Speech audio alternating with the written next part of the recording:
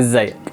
خليني افكرك وافكر نفسي انك لو بتمنتج على الادوبي بريمير وحابب ان انت تاخد اي لوك لفيلم او مشهد وتطبقه على الفوتج بتاعك، فالموضوع سهل جدا وتقريبا بضغطة زرار واحدة. كل اللي احنا هنعمله اننا هنروح نفتح الادوبي بريمير، هنبدأ نسحب الفيديو اللي احنا محتاجين ناخد منه اللوك بتاعه للتايم لاين. بعد كده هنسحب جنبه الفيديو اللي احنا محتاجين نطبق عليه اللوك، ونتأكد ان احنا واقفين على الفيديو اللي احنا محتاجين نشتغل عليه. بعد كده هنروح نجيب قائمة اللومتري كولر، نجيب كولر ويلز، وهنضغط كومبريزن فيو. هنلاقي ان هو فتح لنا شاشة كده للمقارنة، حط على ايدي اليمين الكليب اللي انا محتاج ان انا اطبق عليه، والكليب الريفرنس على ايدي الشمال.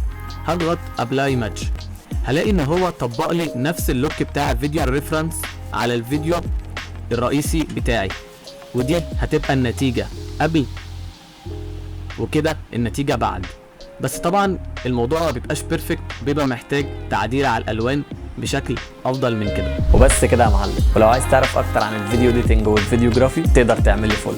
انا دكتور ماريو، وما تنساش تجربها بنفسك. سلام.